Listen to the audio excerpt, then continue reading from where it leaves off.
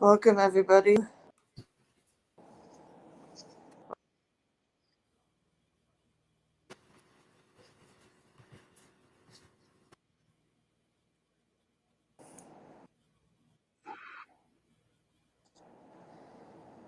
Welcome, everybody, to the World Ability Podcast Network. My name is Emily Gomer, NMA Podcast. It's new here. I'm excited to bring you another episode of The Mastery of Connections with our very own Alan Holmes, Ramsey Holmes, our Master Connector, as we affectionately like to call him. And we do here every Wednesday at 8 o'clock a.m. Pacific, 10 a.m. Central, 9 a.m. Mountain, um, and all about networking, making connections, uh, networking, and so on. Um, as Ellen likes to say, it's not about me, it's about we. Um, but with nothing further to do, I'm going to bring in Alan to kick us off.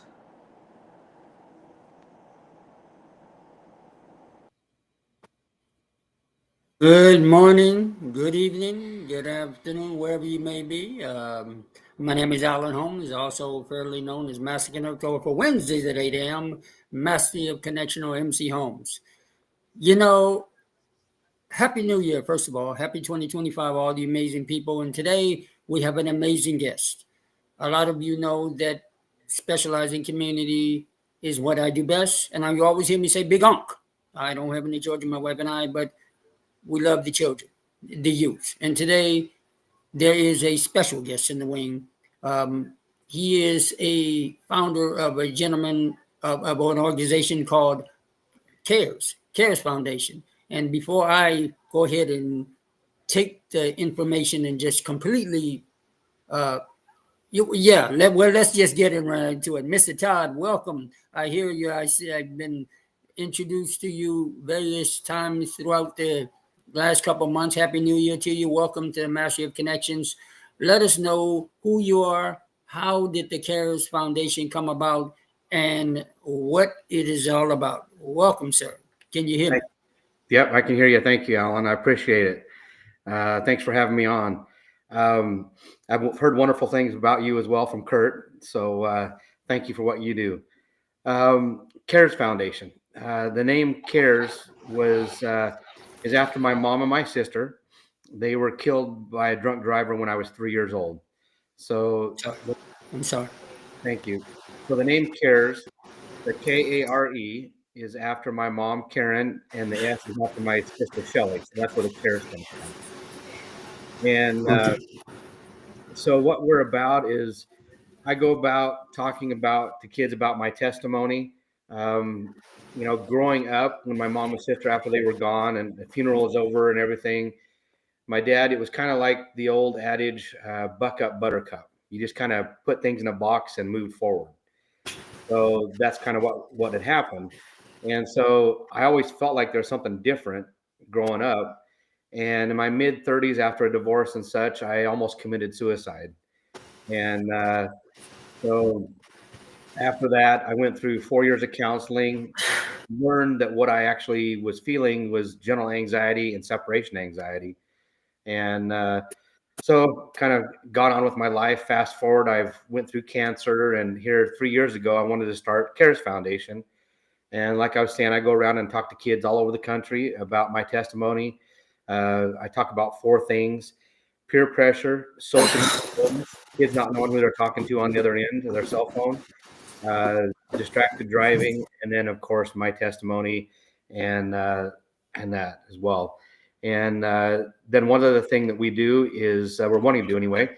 Our first annual Camp Cares is going to be June 6th to the 13th of this next summer.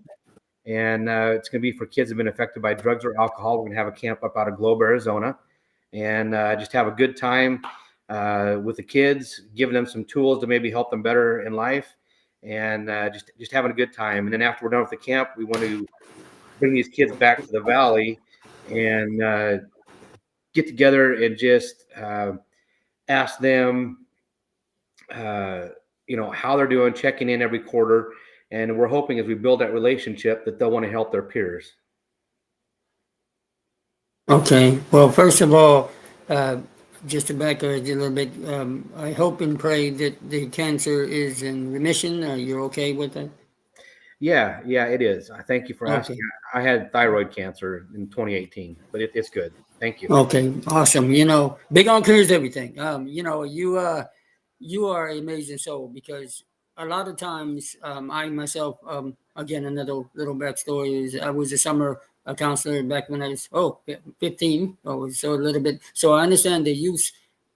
They follow their other youth and peers and being around others youth and everything. It really it makes them feel a lot of good, and your organization seems to be really doing that. So congratulations on that. Now I kind of saw that the community aspect of it.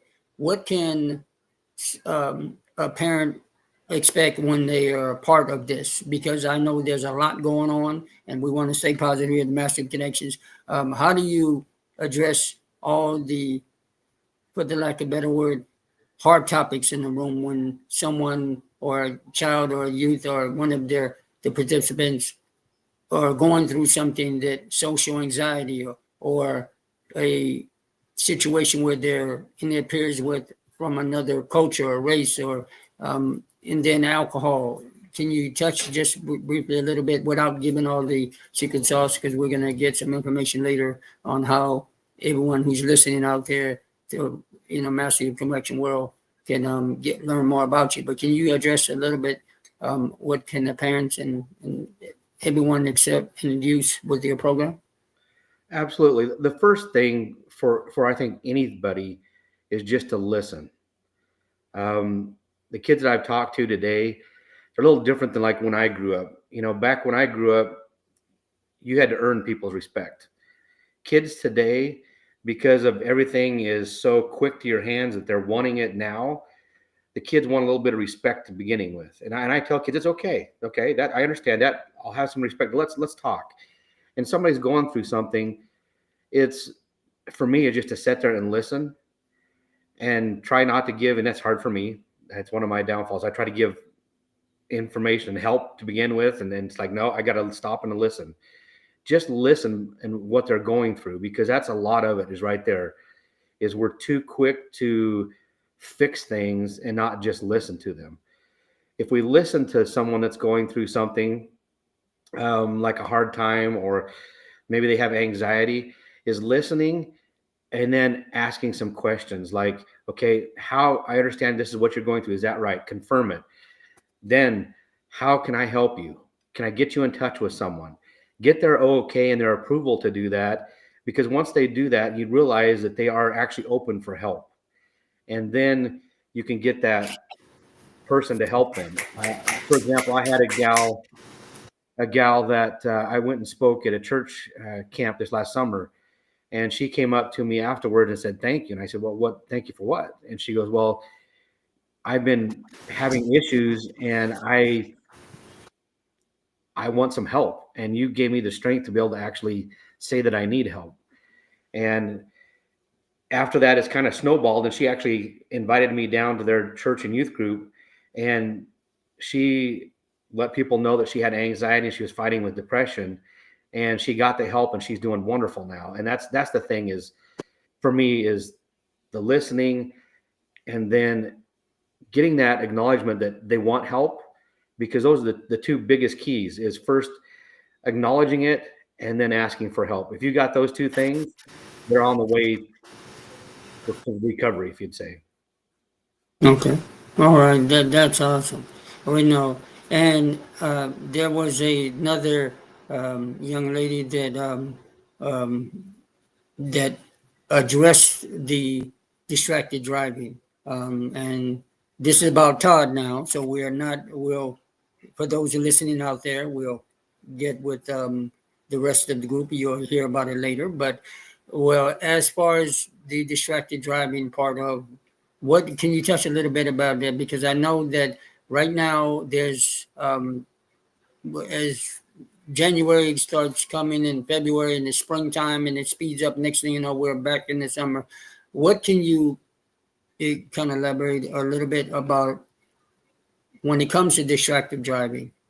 What do you instill in the children, or what do they share? More importantly, as you mentioned about respect, uh, we want to give the youth the ones respect, and maybe they have a voice. And you mentioned about listening, active listening. So Alan wants an active listening right now, and just share with a little bit about that, the distracted portion of what you do.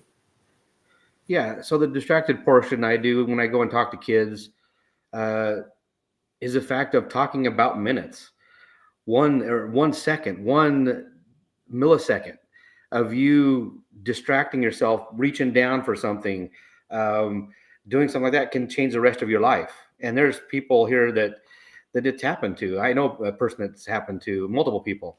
I tell a story. One story is a good friend of mine and his wife named John and Angela Hendricks. He's like a second father to me. He was my youth minister growing up, and he always drove fast. And I told John, I said, "Man, you drive too fast. You need to slow down a little bit." And he would always pull his phone out and text once in a while. "John, dude, don't do that." Well, one morning, he and his wife and his youngest daughter they were headed to church, and an onion truck in Oregon pulled out in front of him, and he was going really fast and texting at the same time. And on an onion truck, they have a conveyor that sticks out like 3 or 4 foot out the back end, and that conveyor belt came right through the windshield and killed John and his wife instantly. And their daughter was 13, almost 14, 2 weeks before her 14th birthday, was in the back, and she survived. Didn't have hardly any scratches on her. And so, I tell these kids, John was a great man, did lots of things right, but it was that one mistake that cost him and his wife's life. And then also, you even see today how it's affected his kids, because he had 5 other kids. And so I talked to them. It's like, it's not worth it. Put the phone down for a minute. I said, if you're going to be thinking about it, you have to get on your phone, at least wait till you get to a stoplight, but don't at all do it because it's not worth that minute that's going to take you to get to where you're going to go on, or 5 minutes. Just put it down. It's not worth it. Okay. Well, no, yeah, I hope and pray that and sending positive vibes to her family, and the rest of the children, because that, yeah, I can't even respond, because I know that all it takes is a minute, a second, and hearing it from your point of view and your story is kind of is definitely eye opening, and so thank you for that. And while we're on the conversation of distracted driving, but the alcohol, oh, this is something that, yeah, we see a lot of commercials, and it's good times and everything else, but it's that one um, situation that happens with, especially the youth. Can you just touch that? What are some of the things? And again, without terribly out of respect to those who are listening out there, no confidence, or this is all about confidentiality and protecting the children and the youth. So just want to put that disclaimer out there with, now naming names, but just share. How do you address some of the uh, conversation about drugs, alcohol and drugs together in 1 year camp? Yeah. My first thing I talk about is my story. Um, that gentleman's decision to drive drunk that day changed the rest of my life. I mean, it has changed it. I've been divorced. It affected my marriage. That I didn't know that at that point. Because when my mom, and my sister died, it was in 1975. I was 3 years old. And back then, kids didn't go to counseling. You were a weirdo if you went to counseling, or they put you in a sane asylum, something like that. And so it was just kind of like the old adage, buck up, buttercup, and just closed the door up, and we didn't talk about it. And so that feeling that I talked about at first, so I talked to these kids just about my story and my feeling and what I went through, and that I don't want to have someone else have to go through.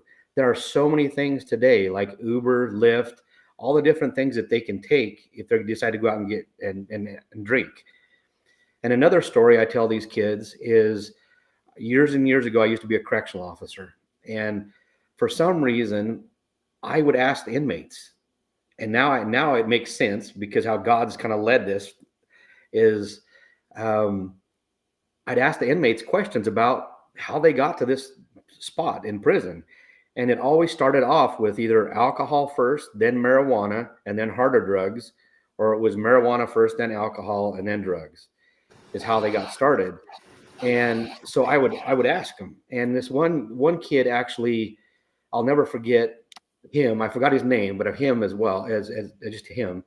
But he was 24 years old, excuse me, and he was in prison. He was your normal, average, everyday kid uh, that went drinking with buddies. And he went out drinking. Well, he was one that fought when he got drunk. He got in a fight with a gentleman, hit him. The guy fell, hit his head on the bar top, and it killed him. And the 24-year-old got 10 years in prison. And he's going to come out, or he's probably out. I mean, he's out now, but he's worse coming out than he is going in. And he was just your normal kid. And that's why I tell them it's not worth it. The drinking is not worth it. Am I against drinking alcohol? Absolutely. I am not against drinking alcohol. I'm against getting drunk, because if you get drunk, that's the point where you can lose your inhibitions and your decision-making abilities. And that's when the bad mistakes happen. And it doesn't matter whether you're intoxicated or not, whatever choice you make, you have to live with the consequence. Just like drunk drivers that kill someone, they wake up like, what happened? I've heard that before. And, they have to face the consequences of doing jail time now. Back in 75, I wouldn't say so much. The gentleman that killed my mom and sister, he got 2 weeks in jail for killing two people. And he could do it on the evenings or weekends. He didn't have to stay there for 2 weeks fully. So that's what I talk to these kids, just being honest with them. And I'll, there'll be kids that'll come up and tell me their story. Say, yeah, my uncle was killed. I get lots of those different stories like that. But really, it's just being genuine and honest with these kids and saying, hey, I care about each of you and I love each of you. And when I get done with my conversation with the kids, I tell every one of them that I'm your friend now. And I give them my personal cell phone number. I have it up on my screen. Take a screenshot of it. I don't care if it's 2:00 in the morning and you decided to make a bad decision and got drunk and you don't want to call your parents, call me. Because I'd rather you call me and be a buffer between your parents and you than having a police officer come knock on your door at 2:00 in the morning saying, hey, I'm so sorry your son or daughter is dead or they're in jail. That's what I don't want. I don't want to have anybody affected like I was growing up. That's what this whole thing is about. And Todd, I applaud you, sir, and I'm sure that it took many years and you're still going through the healing yourself, but to share your story, with those who are listening, Mastery of Connections, this will be out on our various different social media channels, to let someone know, even if it can take one person to listen and to hear, Todd, God bless you, sir, for doing that. Let me ask you a little bit more about the process, as we're coming close, to winding down here. I want to ask you one question, and then I know that my brother from another, Mr. Kurt Roscoff, he may have a couple questions. Because as for those who know Massive Connections, we all about supporting and collaborating, and it's because the Disability Channel and the World of Abilities that is hosting this Mastery Connection show. So thank you. Just a little plug in. But Todd, can you let us about the next steps on, or do you have a process where individuals who say, well, you know what, I'm okay. I've had my therapy. It's fast forward from 75 to 2025, and I hear your story, but that's not me. It can't happen to me. I'm strong. I'm, the personality situation where it's about they don't believe, they're skeptical. How do you handle that kind of approach? Well, there's for that approach is really you can't beat your head against the wall because they're not ready and open to listen to the story and then to really take it in. So I just tell them, say, hey, here's my card. If you ever need anything, I'm here for you. And that's the point that I kind of leave it, because there's no sense in arguing with them because they think they're right and they're invincible per se, like as a teenager. And that's where I leave it, to that point. They've heard the story, and maybe I was in front of them, and I've had teens like that before, just kind of joke it off. And actually I've had this last place I spoke, there was a teen that came in, and he was just disruptive. The whole group, he was just kind of laughing and talking to people behind, and I stopped and I said, sir, could you please leave? He's like, what, me? And I said, yeah, could you please leave? And so I had one of the teachers come up and take him out because he was disruptive, and he obviously didn't want to hear it. But I'm still there for him. They, when they're ready to listen, and hopefully that nothing happens to them. Awesome, awesome. Mr. Kurt, I know he's been chomping at the bit. So I know he has a couple questions. Do you have anything to the incredible Cares Foundation, ladies and gentlemen, with Mr. Todd Lingo? Kurt, we can hear you. Can you hear me now? Can you hear me now? What's going on, sir? What are some of the questions you have? Well, I want to come into this first and foremost in great gratitude and appreciation for you, Todd, and those that you're working with, your board of directors, everybody who's heard your story. I know as we complete this show, you're going to roll right into another show that you've created, and you've got, your guests coming onto your show. So you're on a trail here to find out, through your connections, to really tie it into mastery of connections here. And there's a laundry list of things that even though you have your team and so forth, you're going through your days quite a bit, as a one-man band, the chief cook and bottle washer, you got to put on so many hats. You can open up a store that sells hats, type of thing. But I want to tie it to how you and I connected, just to give a little nugget of insight on, what it takes for, a founder of a mission like this to move forward and to try to get something done, to try to get support, for CARES Camp, and, to get you out there speaking, to do everything that you're doing. It takes a lot of support. So to me, that's what this is about. This is an opportunity as people watch and listen to this. It might be a way that says, oh, I think I could connect somebody with CARES Foundation. I think somebody would enjoy connecting with you, Todd. So to just kind of take one way to come into it, why don't you speak to how you and I met through Unicorn Universe? Yeah. You're a member of Unicorn Universe. Speak to, with carrying out this heartfelt mission, why you selected them, what a group like that does for you and CARES Foundation, and then bring it back to what we can do for you, because we care. Take it away, Ted. All right, thank you. Yeah, I'm part of Unicorn Universe, and folks, how Kurt and I met was through a friend on Unicorn Universe named David, call him Oz, and he goes, man, I got to introduce you to this guy named Kurt. I'm like, oh, okay. So that's kind of how we got connected, or not kind of, that is how we got connected. And then we just started talking, and I, telling you about my story and vice versa. And we have a platform that helps people. And, that's what it was that brought us together. And how people can help, if anybody has any skills and talents like grant writing or fundraising ability, those types of things, reach out to me, because like Kurt's saying, I wear many hats and I don't have time to do a lot of things. And then the other way is through donations. The only way we can do that Camp Cares is through donations. So you can go on our website to donate, or you can call and contact me if there's something we could do for that donation. We've got lots of ways to be able to help that way.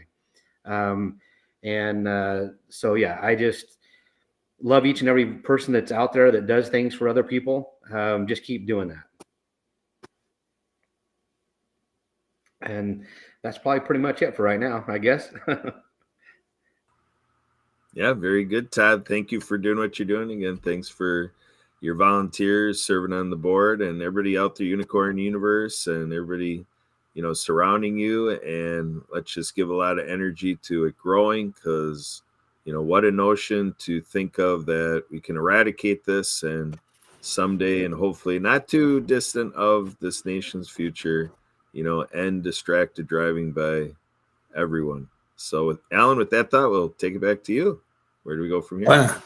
Well, again, Todd, thank you for being an amazing soul who you are, changing the youth lives, and really addressing um, the topic in the room that no one wants to talk about. But you're doing it, and I'm sending all kind of positive vibes out here from California. But before we go and bring out the boss, the legendary Miss uh, Emily Gomer, we must know, because anybody knows, again, Massive Connections, I'm nosy. We must know, how do we get a hold of you?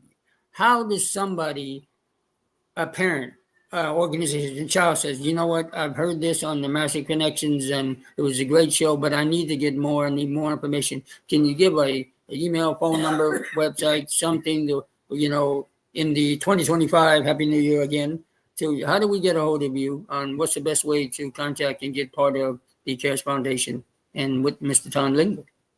Well, I would love to talk to those individuals. So one of the best ways is my telephone number. And right now I've still got an Oregon number. I moved from Oregon, but my telephone number is 541-490-5171. So that's 541-490-5171. And then our website is K is in kite, S is in Sam with then a hyphen, then cares with a K, KARES.org. So that is KS hyphen cares.org.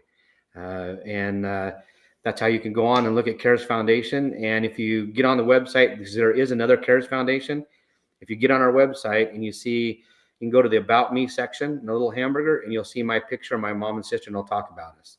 So that's how to get a hold of us. And like I said, giving me a call is the best way. We'd love to talk to you. Okay. Absolutely. Well, we want to thank you. I understand that the Tim and CARES Foundation will be accidentally on purpose around the world with the social media that Miss Emily Gomer. Where's she at? Wait, Emily, I'm looking for calling on Emily's. Calling. Oh, there she. Oh, there she. The boss is here. Emily, take us home. Tell us a little bit about how it will appear on the various channels, as including Massive Connections LinkedIn page, which I'll send you in. Just connect with me, Mr. Because Massive Connections must continue. This is not a one size fit all. Miss Emily, go ahead and share with us a little bit more about where Tim and the world who are listening may appear and see the CARES Foundation. So yeah, I'd like to like Todd for joining us today. And I encourage everybody to check out all of our social media, LinkedIn, Facebook, YouTube, and I'm sure Alan will be putting it on note card, and uh, other places as well, Twitter, X, and um, and we are here every Wednesday morning at 8 a.m. Pacific, 7 a.m. Central, 9 a.m. Mountain. And we'd love to have any of you be on as a guest. So please connect with us if you are interested. You check the call or text me at 608-886-9801 or connect with Helen and Rickard to be able to join us. And any last things, anybody? Otherwise,